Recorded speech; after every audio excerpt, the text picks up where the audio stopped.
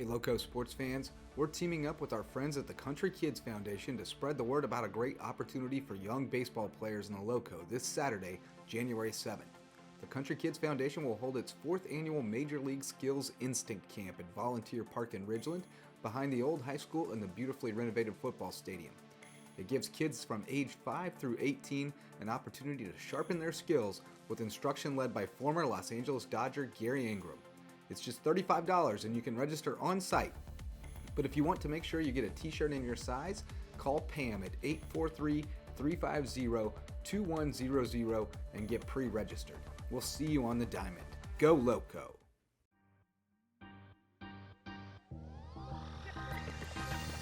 This is the Lowco Hoops Report, covering basketball in the South Carolina Lowcountry.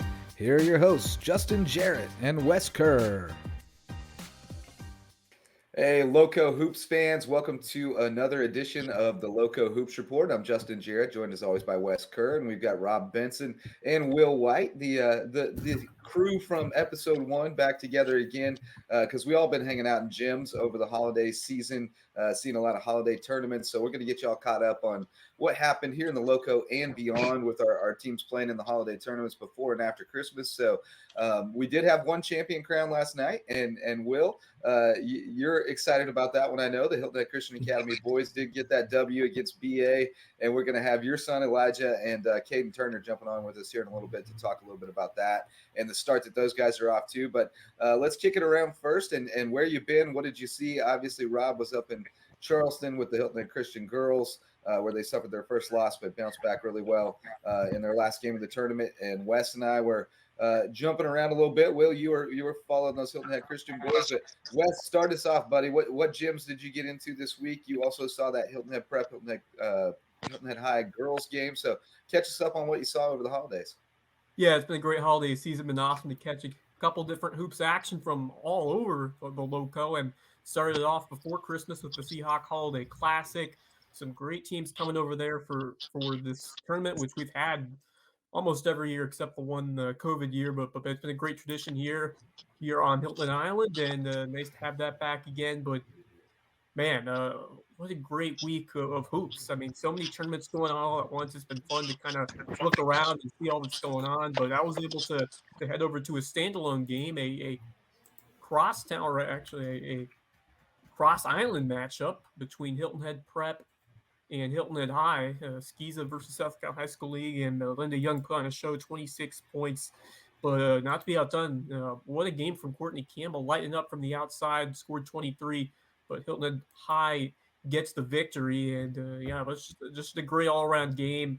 And I'm impressed by the chemistry that Hilton Head High has been forming. Linda Young, Janiah Farabee with a great performance as well. Emily Ruckno getting the start and making some impact plays, getting some steals and getting some points as well. Really like the way that she's adjusted and been a nice impact player, leader to that team as well. So a nice game from Ruckno on top of yet another sensational outing for Linda Young, who just dominates on the glass, and and she made some threes as well. Hit a couple, I believe, 2 3-pointers. So she has really shown her all-around versatile game. She's been bringing up the ball up the floor. Of course, she's been making impact on boards and defensively as well. And they've been using a little bit more Deja Godson, who's still kind of trying to find her way as a guard, and I think she'll continue to improve. Needs to do a little. A little bit more improvement in terms of reading the defense and making good passes, but I think she's really starting to evolve as that strong, floor general who can find a way to pinpoint passes and use her quickness to get to the rim. So, a strong performance as well for Godson, and I think she's going to be a key piece to this team going forward. Emily Pfister getting some good minutes as well. So, Hilton High, strong performance against Prep, and this Hilton Prep team, just the depth has not been there. It's really been Courtney Campbell who's had to carry most of this team, and she's been doing it with her outside shooting and just her really lethal drives to the basket, which has been very difficult to stop, and she's been able to catch the free throw line, and she's really been an exceptional player for this Hilton Head Prep team. And I'm excited to see what she can do in the future, because just a heck of a talented player, excellent shooter, terrific guard, passer, and just does so many things well, and just a great leader just a sophomore. So she's got a lot more time left with her in their high school career. And then I got to over to Bluffton for a couple games. Got to see both the boys and the girls team. Brandon Bryant with a really nice tournament for Bluffton. The Bobcats getting a win, I believe, in day two of the tournament. Jalen Linder absent due to being away from the holidays. So the Bobcats are looking forward to having him back. But, a strong performance.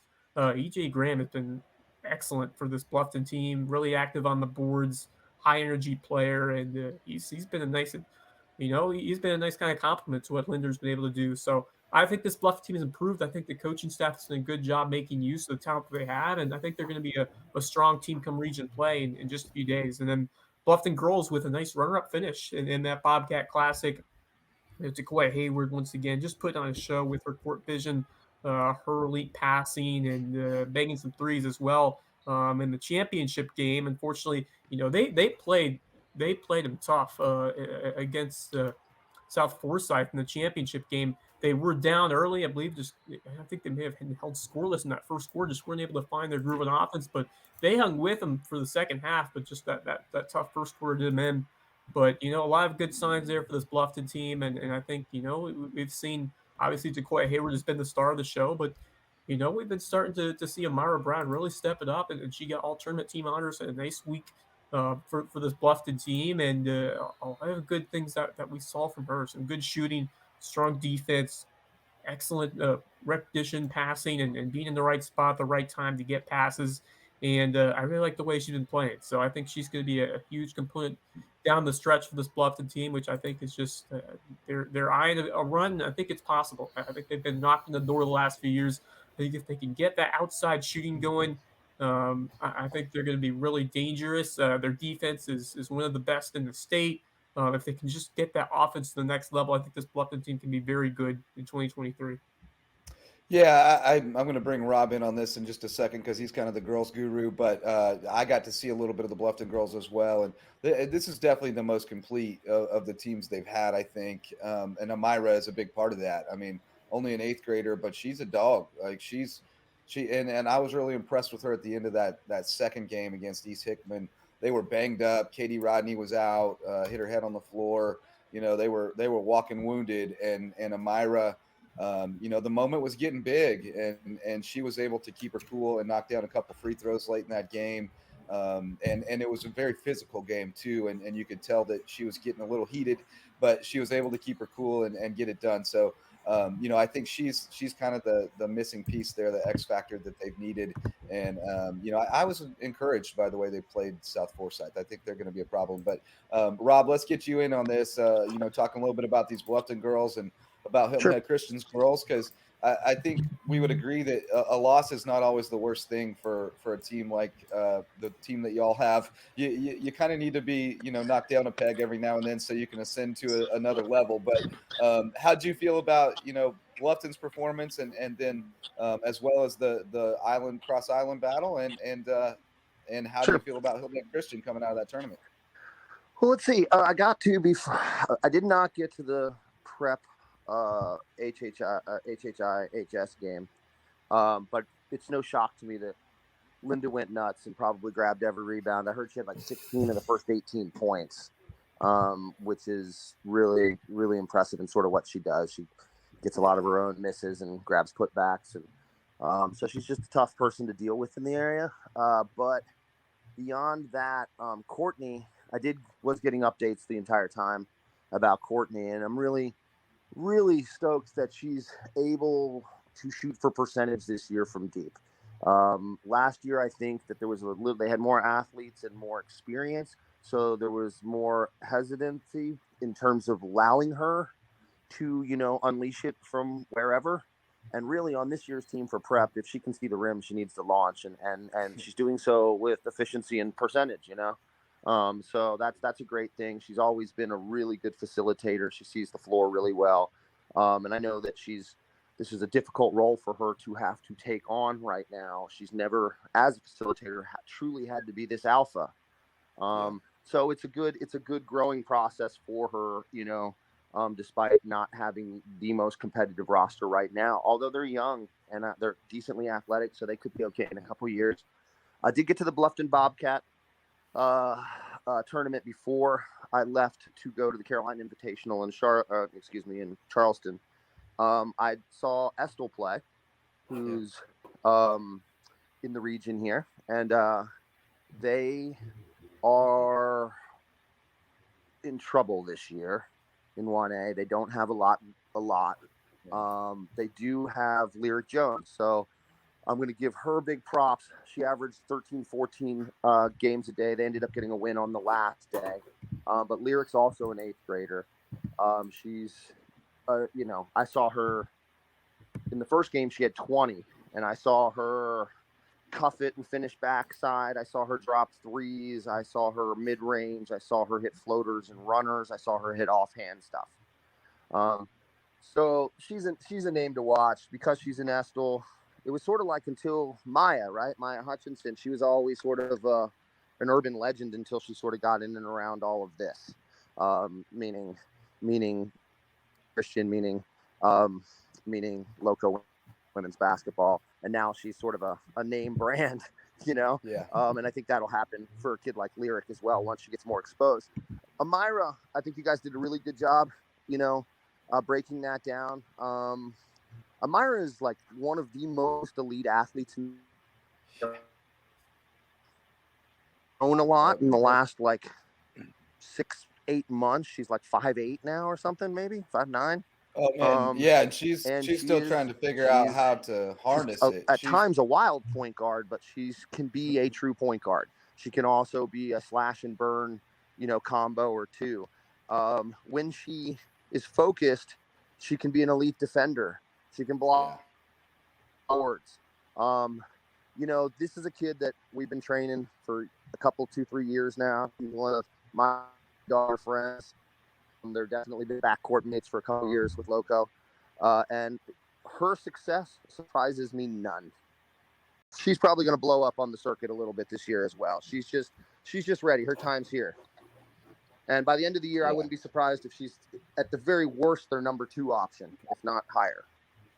So she's just that kid, and it's a good thing for them. She's like little Takoya in training, Yeah, no doubt. Well, let's shift gears a little bit here, guys, and talk boys, because we got a couple guests in the green room giving up a little bit of their Saturday morning on New Year's Eve. So we're definitely going to pull them in here. We got Qayden Turner and Elijah White from Hilton Head Christian Academy. Let's get these guys in here.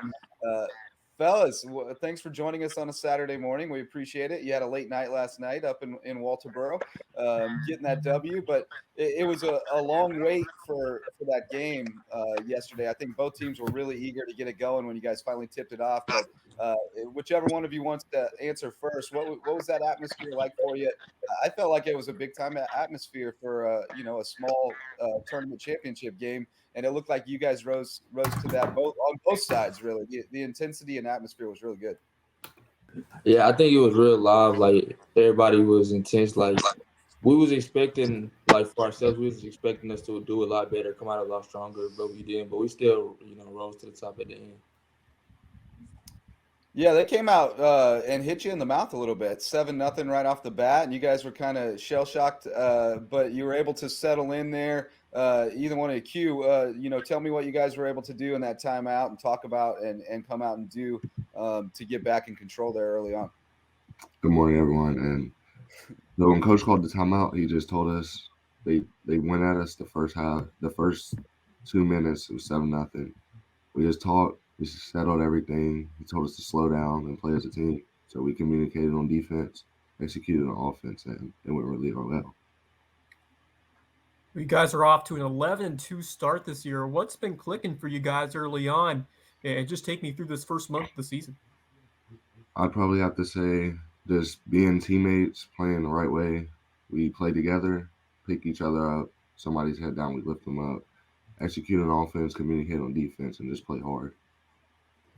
Eli, how have you transitioned to your new team here coming down from Atlanta? What do you think about how it's all coming together?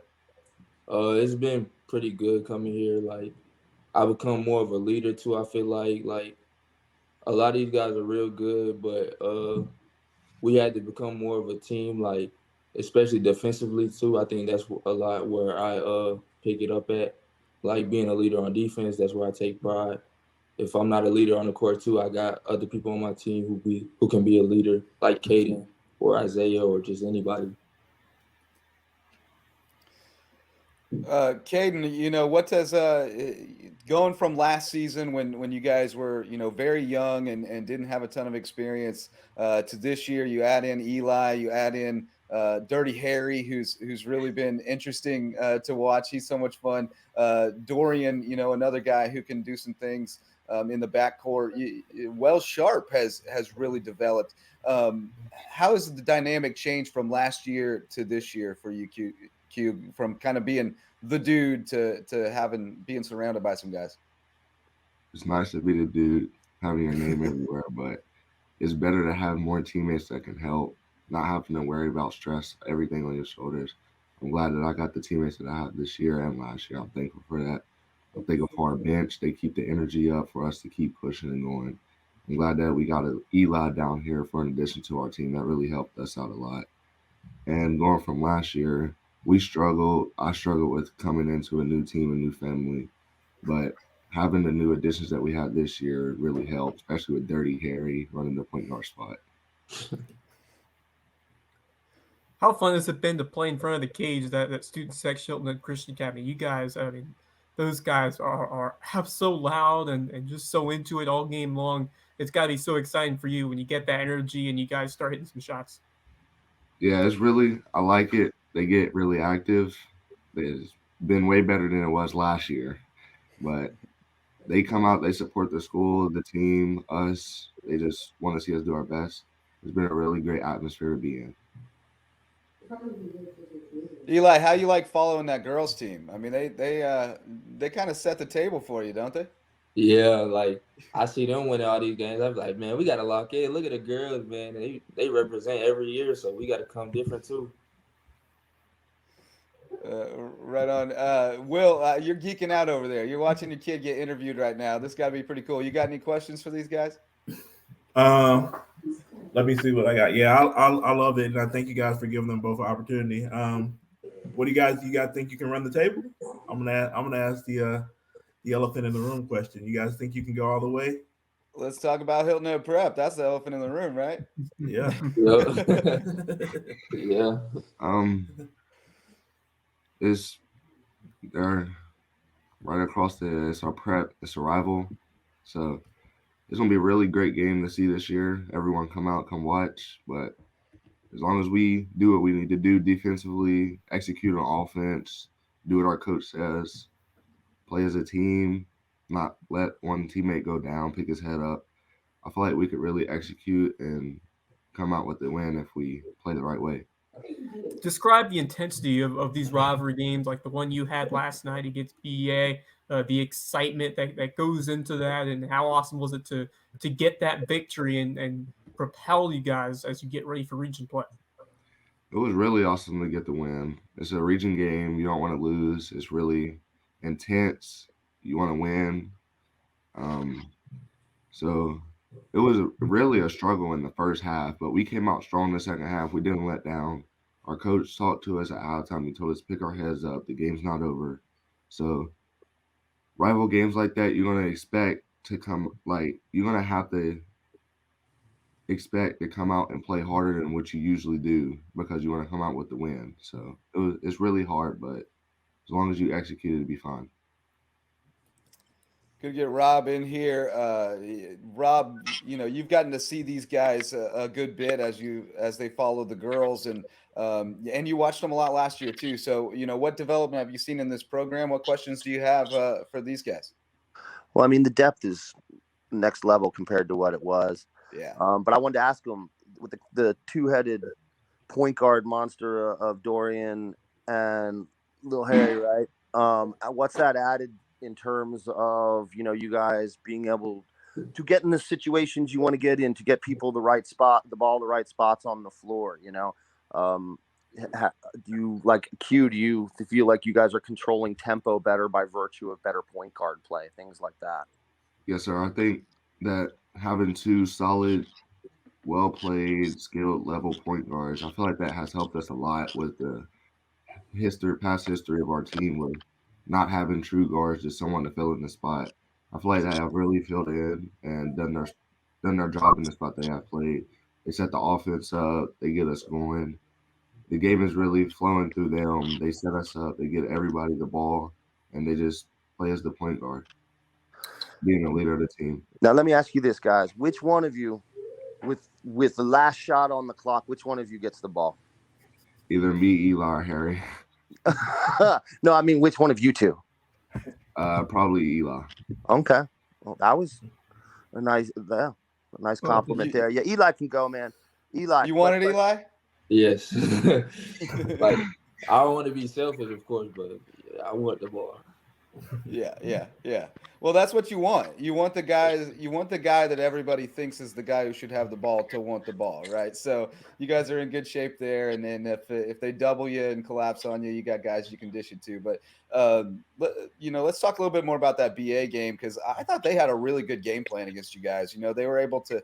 They've got those lightning quick guards that are hard to stay in front of. They were able to run the secondary, break stuff a little bit, and get out in transition and make you work, and got you in, both of you, in foul trouble, of course, too. So, how were you guys able to kind of adjust to what they were trying to do to you and hold them off down the stretch? We had to communicate on defense, play outside defense. We had some guys step up and take some big charges late game, which really helped us get us to the free throw line, get them in foul trouble. But let's talk about Tayshaun, their point guard. He's really quick. He got to the rim, got some fouls. That's what got us in foul trouble early in the game. Micaiah, he fouled out, but he played really hard. He tried his hardest to stop him. We just had to play outside defense because he was getting to the rim. So their guard play is really good. They had a good team. I like playing against them. It's nice. Yeah, not just they got Baby Devin too. That's their Dirty Harry. They got Baby Devin. That kid is quick, man. That was a good matchup right there. Yes, it was. It was a blast to watch. But yeah, and then I think the best part is we still get 2 more games of this. In home and away in January, February. So we got 2 more of this rivalry. So I'm excited for that. But you guys have been in the Lowco for a bit of time now. Just tell me about your thoughts on the level of competition and the excitement of playing here in the Lowcountry, and how everybody pushed each other to get better. Just the overall community and just the overall atmosphere of hoops in the Lowco. I think the atmosphere is pretty good. Like, it's small, so everyone knows everyone, so everyone's trying to get at everyone. Everyone thinks they're the best, or everyone's just waiting to see each other play. So the atmosphere is just real great, especially with the fans coming to support too, knowing the other team's name, yelling the other team's name. It's just real fun to play. Okay. It's really nice. I love the intensity. I like playing in intense games. It gets us going. The mood changes real quick. The game gets heated. I like it, especially with the fans. They come, they support, but they cheer for their team. So the atmosphere is playing against rivalries are really nice. I love it. And the competition this year is really extreme. So we have to push. We can't just play around. We have to come with our game, with our A game. We have to be serious. All right, you guys get a couple days to kind of lay low and rest up after a pretty grueling run through that tournament, and then you got to get right back at it. So, what's the focus the next couple of days? You guys just chilling out? What are you getting into, and when are you going to start locking back in and getting ready for region play? We start back on Monday. We have the weekend off. Coach giving us a break from 4 straight consecutive days, so we're going to rest these 2 days, and next week get back at it, work hard in the gym, execute on the court. Well, let's talk about something that's also important is defense, and you guys have shown that intensity as well. Tell me how Coach Birkemeyer has instilled that strong effort to get some stops on defense where the game is seemingly ultimately won on the defensive end of the floor. When the game's close, you just tell us to be smart, no fouls, just try to play hard defense, get in front of your guy. We try to force them left. Sometimes we get in a 1-3-1. I feel like that really helps a lot because we have an extreme level of length. So me up top and our 3 bigs in the middle with Harry in the back, I feel like that has really helped, and just being hard on defense and not letting down. All All right, we're getting Eli back in here momentarily. Had some technical difficulties, but Qayden, let's talk a little more about Dirty Harry, because I'm in love with this kid, man. I love to watch him play, and I can tell that you guys are too. Like, you guys smile every time we say his name. Like, there's something about him. What is it about this kid? I love him. He's a really good basketball player, really good friend to have. I love being around him. His family, they let you in as a family. They love the kids that he's around. But basketball wise, he works on his game. He plays hard. He shows that he wants to be the best that he can be. He really helps us run our offense, and he helps on defense when he talks and communicates, and he picks up his teammates when we're down. So I really like the kid. I'm glad that he came. One, how do you feel about like all the moms, like how they match the energy of the cage? Like I went to the Hilton Head game, and like some of the moms are just as crazy, but also like the third part of the three-headed monster. How do you guys feel about like Isaiah? We don't talk about Zay enough. How do you guys feel about like having him around and help you guys out? I'm glad we have Zay. He's a real big key part to our offense. He's killing it down low. I don't know anyone that can stop him down low. So having him on our offense is really great, because if we can't get shots on the outside or our shots aren't falling, we can always depend on Zay down low. He does his job down there. And defensively, he's really big down there, so he stops the rim. Yeah, he a lot of defends the rim very interchangeable well. parts on this team. And a lot of different things can do on offense. I really like the shape of this team and how it's looking as you get ready for region play. But and even looking at some other guys like Wells Sharp, really high energy guy, can knock down some shots, plays with that that brand of hustle that you see from so many guys here on the Lowco, but he just brings it to another level. And then Brady Bagginstow, 6'2", big, strong defender, and he's an excellent finisher near the rim as well. A nice role player for you guys. So, just talk about the depth and so many guys you can sub in and out, and the interchangeable parts that can make this team dangerous down the stretch.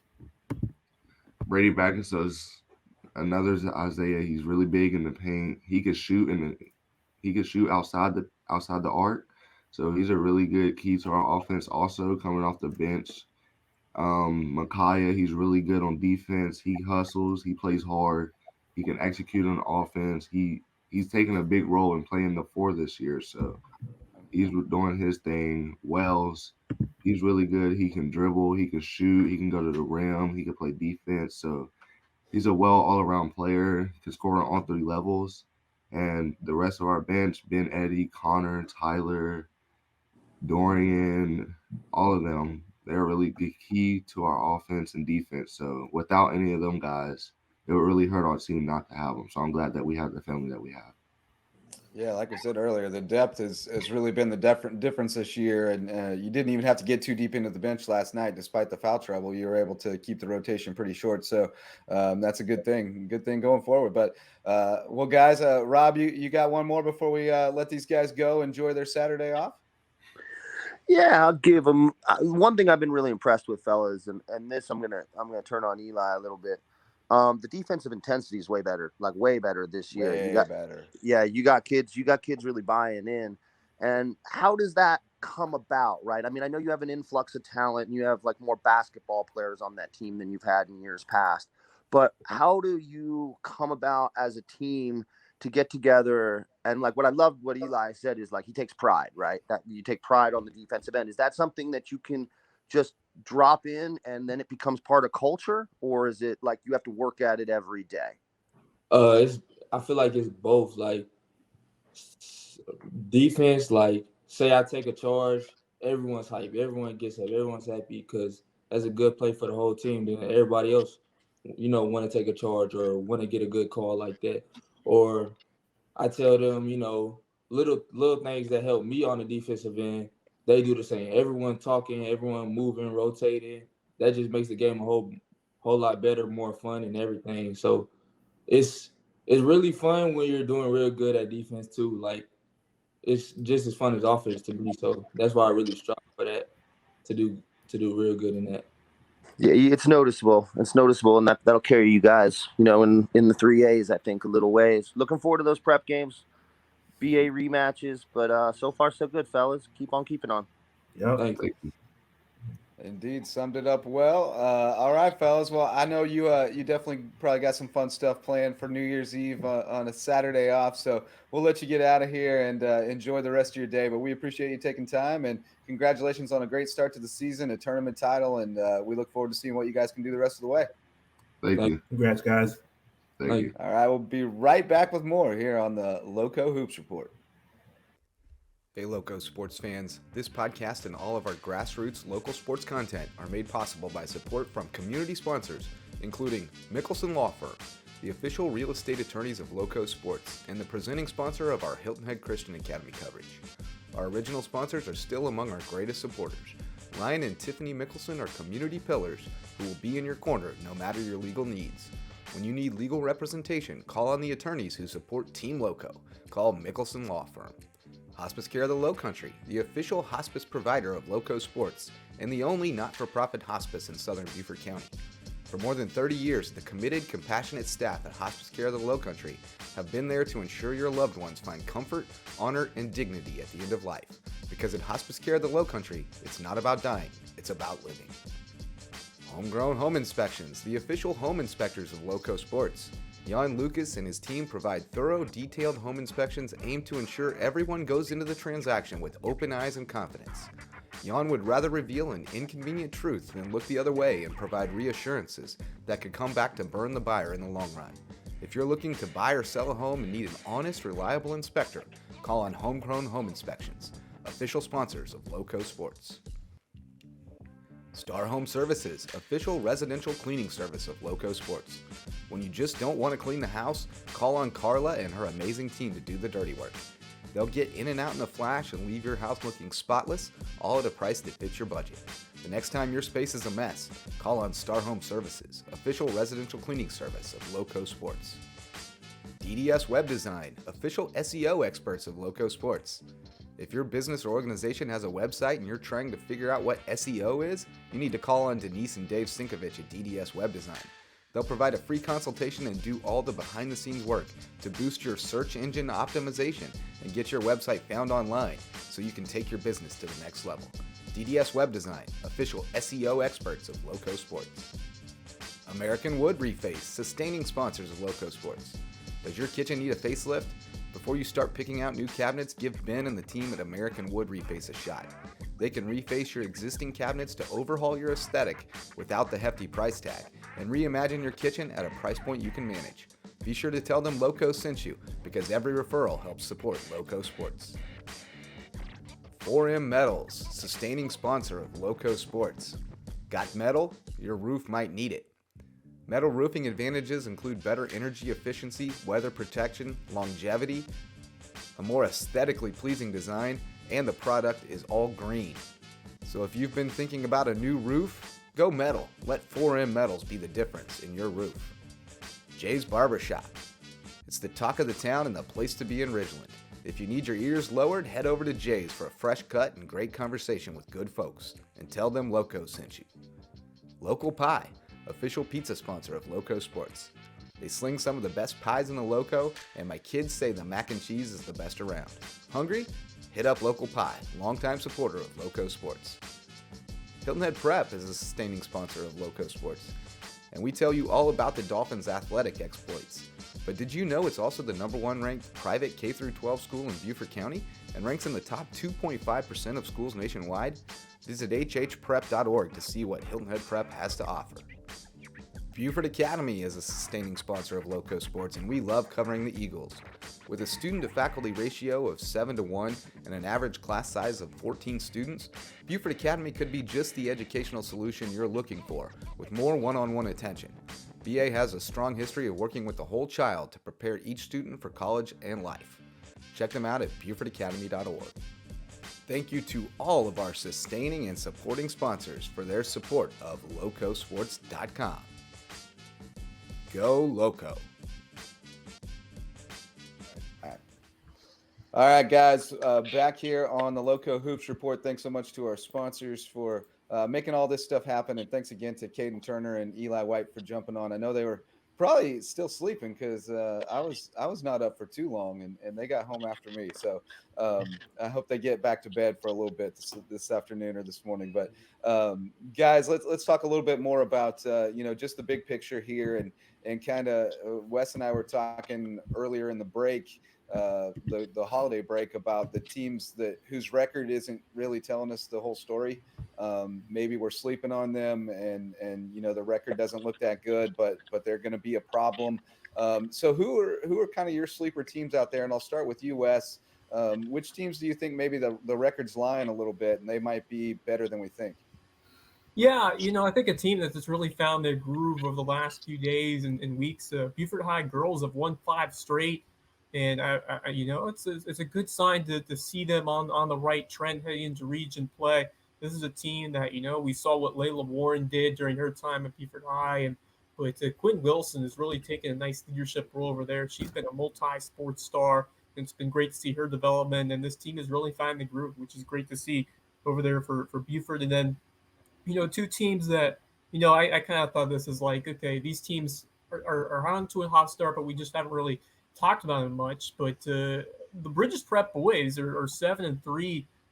They beat May River. They beat St. Joseph's Catholic. That was a nice win. Of course, Marianne Wilson is over there now, and I think this team has the talent to compete in Class 1A, and I think there's a lot going from them early on. So I'm excited to hope I can see them live later in this year. But a lot of things to like over there with Bridges Prep. Had a great season last year too, but I think this year could be another step forward for the Bucks. So I'm excited to see what Bridges Prep does. And then the Whale Branch boys, they've been this way. It seems like every year they get the most out of what they got. They're scrappy, and they just find a way to pull out W's every year. And I think they're going to do it again in 2023. They beat Beaufort, of course, a shorthanded Buford team heading in right after football season. But then they beat Battery Creek, and they've been on a strong form these last few games. And once you get into region play, I expect this team to have that same grind mentality. Jim Raymond's done such a good job with this team, and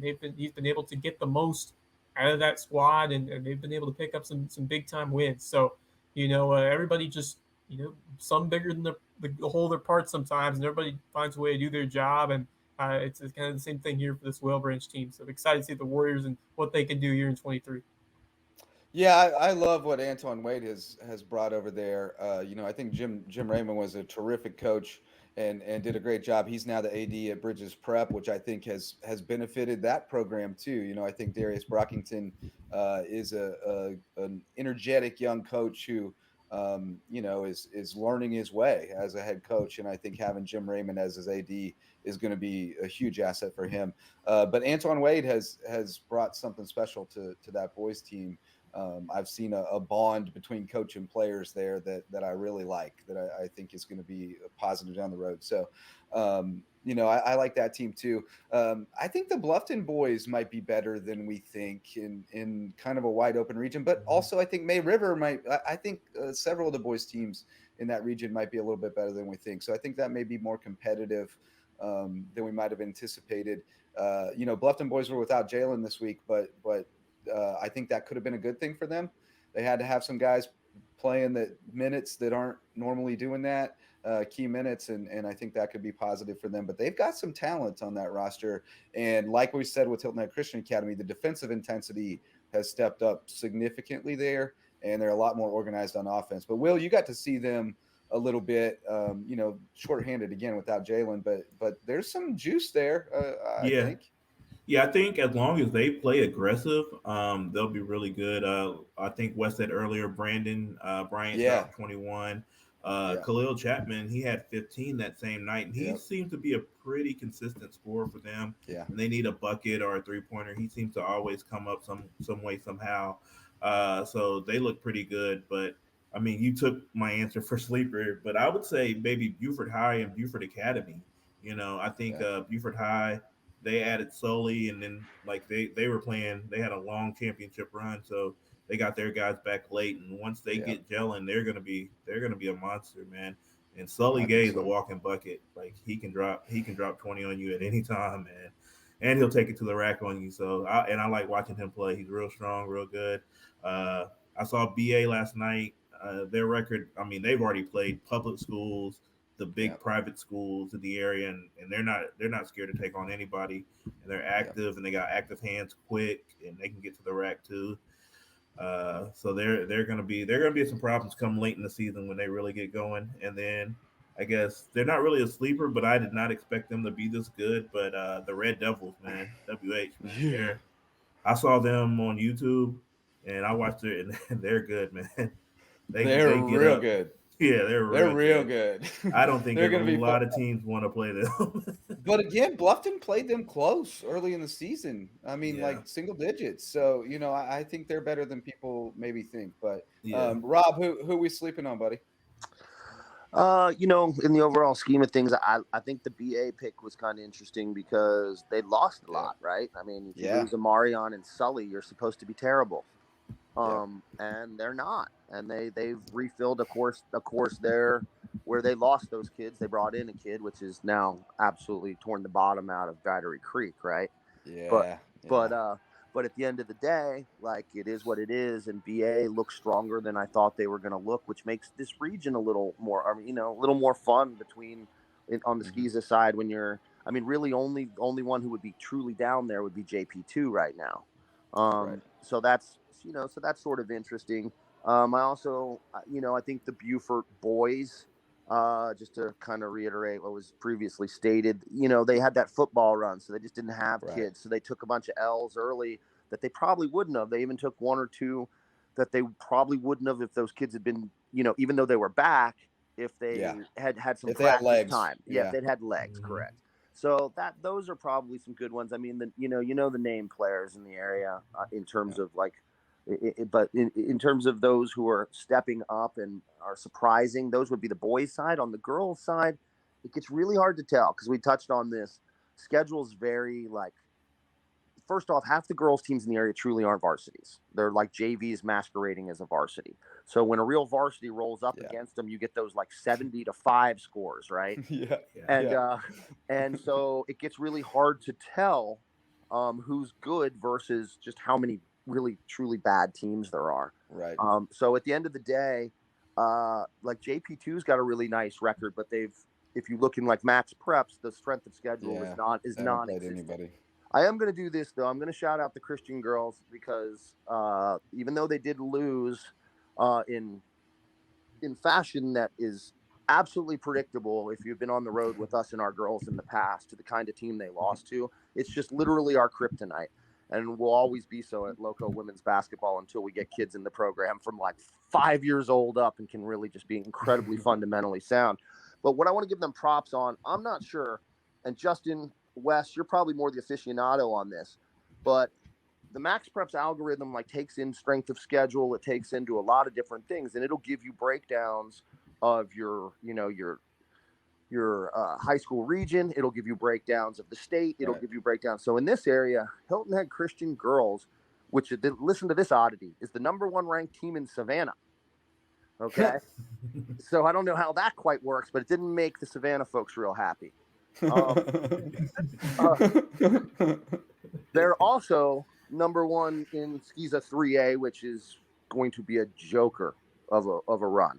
But in the coolest news of all, I think they might be the first team in the area, other than maybe Hilton Head Christian, Hilton Head High School a couple years ago, that is top 3 in the state overall. Wow. Oh wow. Yeah, like public or private, 6A down to 1A. Hilton Head Christian is #3 in the state. Yeah, I mean, yeah. I mean, that's a. I mean, but they've earned it, man. They've earned it. They earned that right, man. Well, the thing is, you had to schedule that up, right? So I think that they don't even. The weirdest thing about Christian right now is that the boys and girls don't play together very much. Right. And that's very different than the private, because like, you know how it is, it's Friday night lights, but basketball style. So like Friday night goes, you got JV games and middle school game, and it all rolls out all night long, and it's like one big happy community affair. Christian girls just got to go hunt stuff. Yeah, it's like the old Jerry Tarkanian, like, we'll play you wherever you are, whenever you want. Yeah, and so that's sort of what it is. This past tournament, so check this out: every tournament Christian girls get into, they get put at a gym where the home team is, and then they end up always playing. So like there are no neutral games. We're only playing tournaments on the road versus packed crowds of their people. So I've got insider information. The boys are jealous that they don't get to play on all those tournaments that the girls play on. Well, they're getting. I think the proving ground was this year, right? Just you keep on keeping on, and then all of a sudden that happens. I mean, the girls thing has been that the schedule's been strong. The new group between Grunk at AD and Bobby Thompson is the new coach there. I think they've done a remarkable job taking over fairly late in the process and putting together. I think they ripped the entire old schedule apart. Yeah, absolutely. I mean, Hilton Head Christian takes all comers and usually beats them. And the team they lost to went on and won the championship, and they came back and smoked a decent 3A and Philip Simmons by 20 points. So, I think overall 2-1 in that tournament is a good showing. And again, I don't think it hurts for a team like that to lose one every now and then, and get that chip back on their shoulder a little more swagger. So I think they're going to be just fine. Yeah, you want to taste that sour feeling sometimes. I mean, to get that fire back in your stomach of having a tough loss like that, and this team is going to take it well, and I expect them to roll through. I mean, obviously they took it well. They woke up the next day and beat them by 20. Yeah, that's the response that you want. So Bobby Thompson's getting a heck of an effort from this group of girls, and they've just been clicking really well. And Morgan Scott has been quite an addition to this group with her size, her ability to grab rebounds, defend, and score. I mean, it's a symphony up there. I mean, you look at Devin Yard and then Tamaya Hutchinson and just the way that they see the floor, the way that they move the ball, find good shots, get to the rim. I mean, it's just a great display of team basketball. Yeah. And they just find a way to get themselves better when they see that adversity like that, and they've been, like Rob said, I mean, they're scheduling up, they're facing the toughest teams that they can go up against here in this region, in this area, and they've been passing with flying colors for the most part, and it should be what's looking like a potential coronation for yet another state title for this Hilton Head Christian Academy girls squad, which wasn't sure what would happen with Kenny Conroy leaving, but Bobby Thompson has done a remarkable job, and this girls team is as talented as ever, and I'm excited to see them as they look to compete for another Skiza crown. So excellent start for Hilton Head Christian Academy girls. And speaking of another team, going back to the boys, which we seem like this team seems like they're going to be in the conversation, but they just haven't been able to quite string it together recently, and that's these Colleton County boys, which I'm really impressed with the talent of this group. I think they can hang with the better part of this region. I mean, you look at Bluffton, Hilton Head, May River, there's really not much that separates any of these teams, and I think Colleton County has the talent to hang with most of these teams in the region. I mean, Brian Hamilton, Mykeen Gant. Hamilton's been an excellent outside shooter. Mykeen Gant, really athletic. He can drive. He can pass it to his teammates really well. He can see the floor, and just the quickness that he has and his ability to create shots and make those shots is going to be key for this Colleton County team. I think if they can improve their defense and get a couple of stops, I think this team could be at that level where they fight and compete for a playoff spot. So, I mean, you look at what Colleton County, where they are right now, 6-7. I think they have the potential to turn on region play, but we'll see. I think I'm just really excited for region play to kick off, especially 7-4. I mean, there are so many teams right close to each other. I expect James Island to be right up there at the top. Lucy Beckham's had a strong start, but I mean, Bluffton, we talked about the potential that they had and the way they played without Jalen Linder, and you just see what Linder can do when he's on the floor, and having him back after the entire team really took this week to, I think, get better as a whole makes like what this Bluffton team could do too. And Owen Bay's getting some minutes as well for Bluffton, the former Hilton Head. So could be an interesting storyline when those two teams meet up, because Owen Bay's former Seahawk now over at Bluffton. So intrigued there, added to a rivalry game. So I'm just really excited for what should be a fantastic region. And don't sleep on May River, what they did, third place finish. Gavin Blocker's still there. He's still putting up some big numbers. So it should be a fantastic region here in 7-4A, especially for the boys. Yeah, May River went 2-1 up at Clover, so that was a solid showing. Blocker's back now. Gage Duncan has been a revelation. He's played really well. And Macy's back, so I think May River is a dangerous team. May River and Colleton both lack size inside. They don't have a lot of height that I think could bite them against some of the better teams, but they're just going to have to game plan around that a little bit. And I think they're going to be give a lot of people a lot of problems, to say the least. We're going to have a ton of competitive games in that region. It's going to be fun, if not super high level, certainly competitive. So that's going to be fun. Let's name some players of the week and then take a quick look ahead to what we're looking forward to next week, and then get out of here, fellas, and enjoy the rest of the day. But Wes, you get the first crack at it. Who are your players of the week this week? For my girls, we get to go with the one who I saw this week, tearing it up over on the island. Linda Young, 26 points, and most likely a double-double with at least 15 boards in that game, if not more. She was grabbing everything inside, and she was even knocking down some shots from the outside too. Hit 2 threes in that ball game. So, man, she's been doing a little bit of everything and has been an absolute shining star. I think maybe one of the best players in the entire Lowco right now, with all what she has been doing, her versatility on the floor, her ability to create stuff on offense, and then her shutdown skills on defense.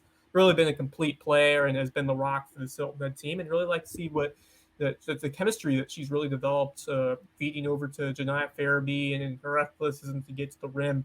She's been a big part of this team, but I think it really all starts with the ability of Linda Young to bring the ball up, be able to find open teammates to pass to, and then do her work down the paint and just grab those boards. I mean, getting an extra possession is always so huge. To be able to outwork your opponent on the glass is a big component of winning in high school basketball. So Linda Young doing it all for Hilton Head Seahawks, my player of the weekend. On the boys' side, fittingly, I'm going to go with one of the guys we just talked to this show, Elijah White.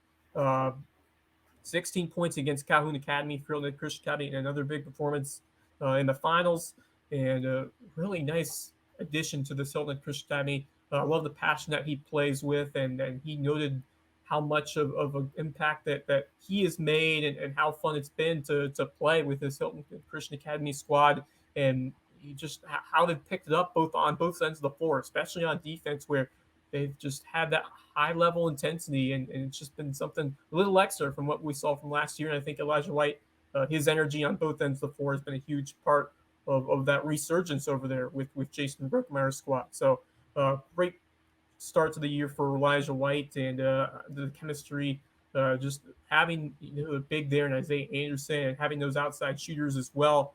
And I think everyone's really starting to click, and I think this could be a special season for Hilton Head Christian Academy.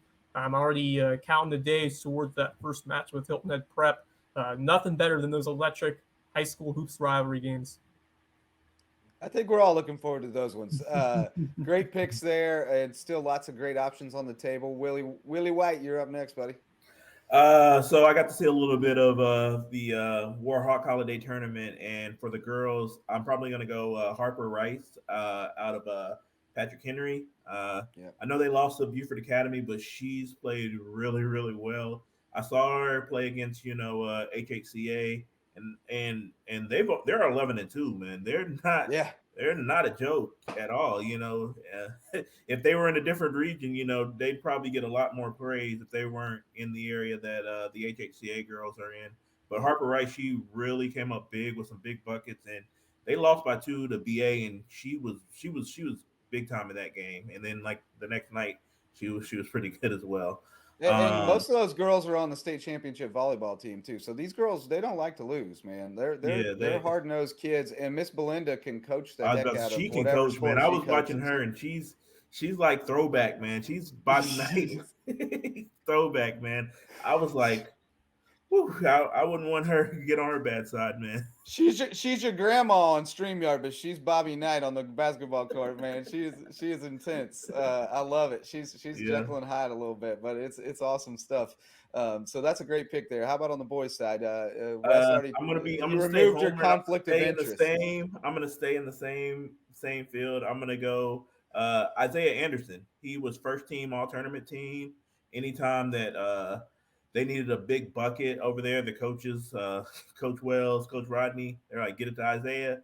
And I mean, he came up big, and he's like high school Shaq because he's just bigger than these kids. Like he doesn't get a lot of the foul calls that he should get, and he still follows through, and he's not vocal about it. So they beat him up, man, and he still just produces. I think he's shooting over 63% from the field this year, and that's while getting like fouled almost every time he takes the ball up the floor. And I like his energy, I like his effort. He plays defense, and he can go. He's a gamer. I hope to look like him when I grow up. That dude is chiseled. That dude is he's a model playing basketball and football. He's a grown man, to say the least. Excellent picks over there. A little homerish with the boys, but we'll let it slide. Rob Benson, you're up next, buddy. Girls, we are going to give the award to Miss Abby Peduzzi for getting her 1,000th point Good call. in her career. She was 1 point away when the HHCA girls won that Savannah holiday tournament. She left 1 point on the board. She ended up getting it up there in the first game of the first tournament, or of the tournament, the Carolina Invitational. And anyway, she's just had a remarkable career at that school, not just in basketball, but like a 3-sport athlete. She's literally the throwback 3-sport athlete, right?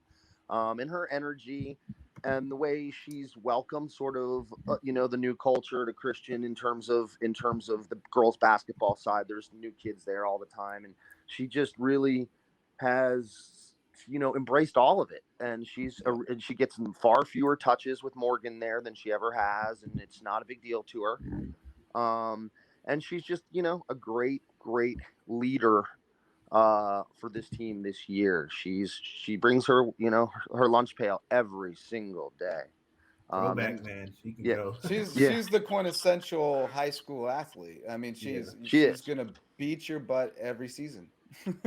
She's got good genes, man. She comes from a good stock, man. You ain't kidding. Family.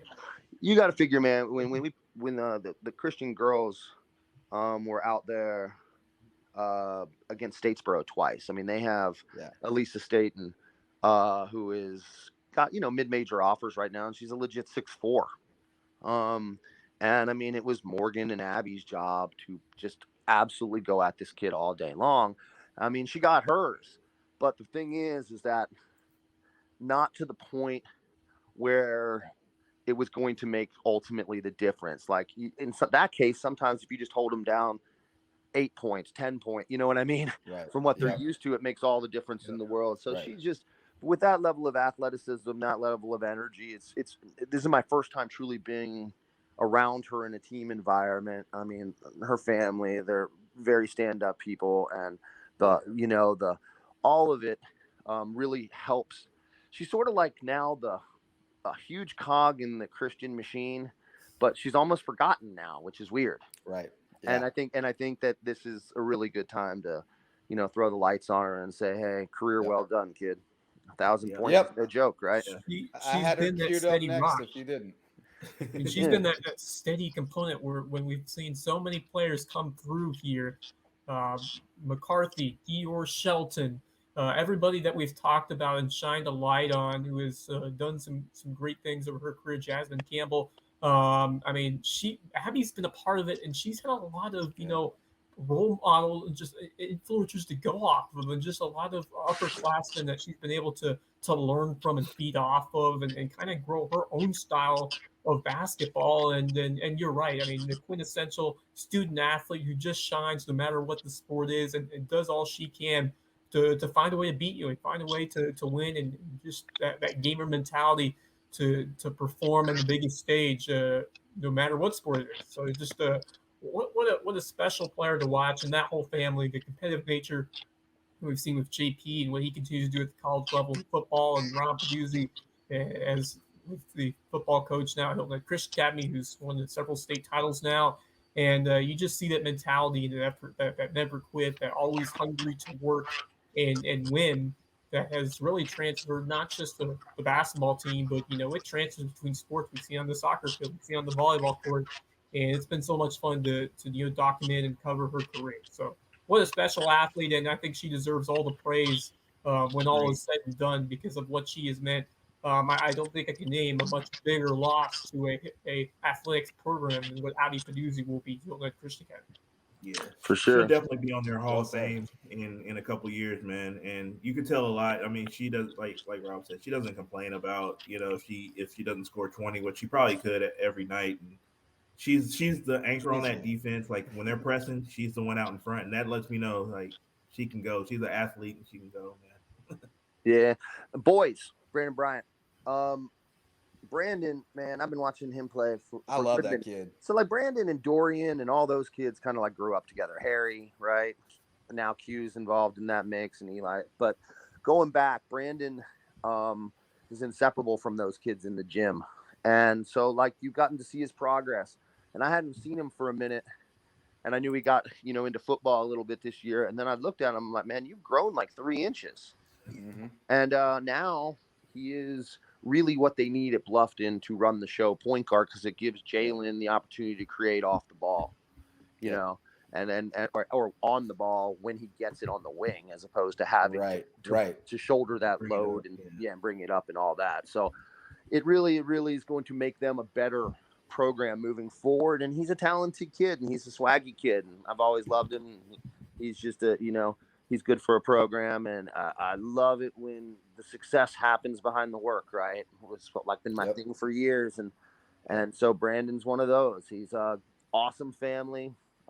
They're super close with Coach Rodney and all that over there, at Christian as well. So it's a big community. Those kids are all a community. I mean, like they're literally more are out of the Bobcat community in a lot of ways, just growing up, and really.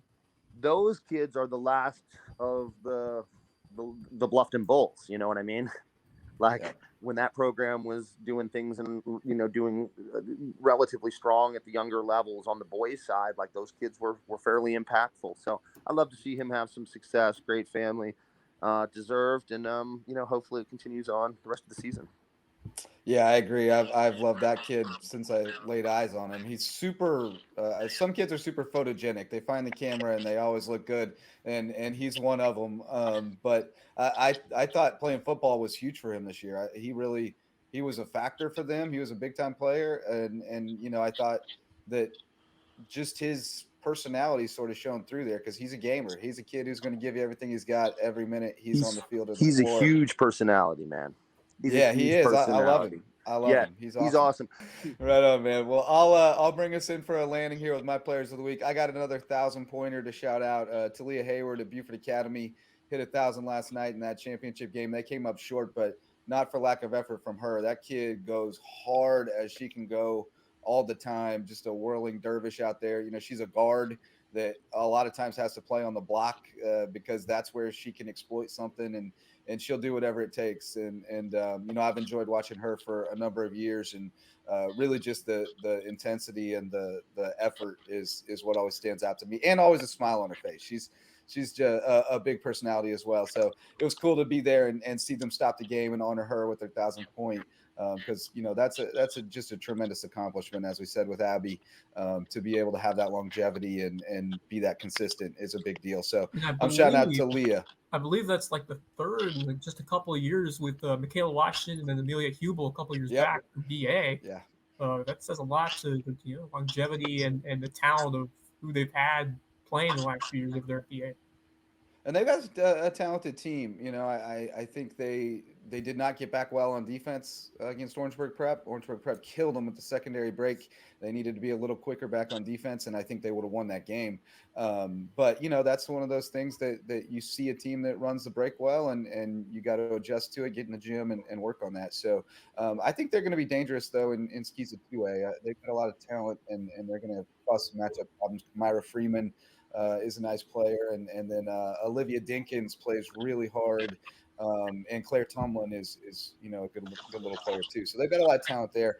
On the boys' side, I'm going to give May River a little shout out because they're playing well. Getting Blocker back is huge, but Gage Duncan is the guy I'm going to call my player of the week. He was on that all-tournament team at the Benny Bennett Memorial Tournament, and has been really, really key for them with Blocker out, especially giving them a little more in the backcourt. And then Macy was out early too, so he really had to run the show back there.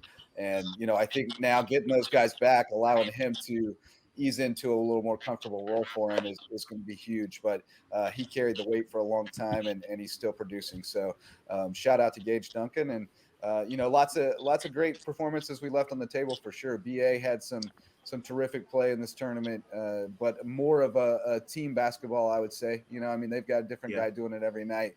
But I love that team, and I think they're going to be fun to watch. So been a great couple of weeks. Man, it is electric. Yeah, electric. That's a good one, Sean. Justin. Gage and Tanner have been on Rodney's side, boys' side, like backcourt in one of those brackets for the last couple of years. Yeah, and they're nice. They play well together, man, and they're the same class, so they're going to grow. That mean they've already got that chemistry on the court, but they're going to grow together too. Gage is definitely a kid who can really play and not gotten much notoriety, so that's a great pick. Yeah. All right. Well, let's take a quick look at the week ahead, guys, because we do have a pretty heavy slate. Which games are you guys looking forward to? Where are you going to be this week, I guess, and what are you looking forward to? Wes? Yeah, I'm kind of still deciding where I'm going to be. There's a couple strong games going right out of the gate of region play, especially, Hilton Head High, Colleton. I probably won't be able to head over to that one, but that should be a very intriguing first region game with two teams that I think are kind of right in the same level. Colleton, we mentioned them earlier, not the best record. Both teams really with subpar records to start the season, but I've liked what I've seen from the Seahawks. They've had some strong outside shooting, some good guard play. They just haven't been able to really put it all together, and they just haven't had the athleticism they had in past years to really match up well. But they've got depth. Shane Brown always instills like great defensive games, so I'm expecting to get some harder wins this region play, and I think it could be a nice matchup over there with Colleton and two teams that like to shoot the three, and two teams that are trying to kind of rebound and start their region play on off the right note. So should be a good one there. And Mid River, a lot to prove against a really talented James Allen team, and not out of the question that River can pull off the upset in the Shark Tank with how well the form that we've seen from this Mid River team over these last few games, and with Gavin Blocker, if he's able to play alongside Gage Duncan, who we just mentioned. This is a scrappy May River team, and a talented group that is going to find a way to put points on the board, and it could be a fun matchup with James Island. So I'm excited for that one. Lucy Beckham Bluffton, another one where the Bluffton has been a solid group thus far, and Jalen Linder, if he can get going, he's the X factor. If they can get Jalen Linder production, and if he can find ways to put points on the board, you can never count this Bluffton team out. But I might stand down over to Hilton Head Prep against Savannah Country Day matchup there for the Dolphins. I haven't seen much of the boys. I want to see more of this boys team because I think they're going to be a big factor, and I think they in Skis of 3A with some of those strong teams head up to 4. I think that those more classifications. I think it helps Hilton Head Prep maybe get a chance of making a deep run and taking the 3A title. So we'll see what Hilton Head Prep can do this year. I'm excited for that boys team. Sean Tusano and company, and then Wellbranch, Wade Hampton. We got some local and Lowco games too. So Wade Hampton off to a fantastic start, one of the top teams in all of 2A. I expect them to beat Wellbranch, but you never know in these local rivalry games what can happen. So getting right into the gate and region play, and it's exciting. This is the big part. This is what matters, and we're getting into it right away here in January. So it should be a fun few weeks here in Lowco country. Yeah, I think I may roll out to Hampton Saturday night. That Whale Branch boys team is really intense, so I think that would be a fun team to watch play against Hampton. So I'll let you guys know what time the Lowco train's leaving the station on Saturday if anybody wants to roll out to Hampton. But I like a lot of these matchups. Again, I'm really excited for Region 7 4A boys. And honestly, that Beckham Bluffton girls game is kind of interesting too. I think Beckham's that might be where I end up. Yeah, I think that might be where I end up on Friday. That should be a really good girls game. This Lucy Beckham, one of the strongest teams in that region. Bluffton, I really like what I've seen. I think they've been doing a better job of getting the most of who they have and running the floor, getting some good looks, and then the scrappiness that they play with. They dominated the boards for a good part of that game against South Forsyth. Even when they weren't able to score, they were out hustling them. They were getting rebounds. just weren't able to put the ball in the basket early on. That was kind of the difference in that ball game. But I'm seeing that more higher energy, higher intensity. And I think it has a lot to do with those new girls like Amira Brown, who's really fitting well in this lineup. Maddie Washington, who continues to get that extra spark to this entire team and get better. And so I'm really liking what I've seen from this Bluffton team. I think the determining factor will be what they do in the postseason. But I think if they put together a strong region campaign, I think they'll be well positioned to do well when it comes time for them. You got a weird schedule coming up, Willie. You guys got the Savannah tour. You got Palmetto Christian, and then you got Bullock, I think. We luckily get Palmetto Christian at home, but we got to go out to Statesboro on the 6th. But I think I might link up with you on that Saturday game. That looks pretty interesting, man. That looks like that's going to be a game because I think the Red Devils are really good, and then if Wellbridge, if they're scrappy and they can go in a rivalry game, I think that's going to be rocking on Saturday night. And I'm going to try to get to a May River game or something to see, because I haven't been able to go to their game. That's my schedule, man.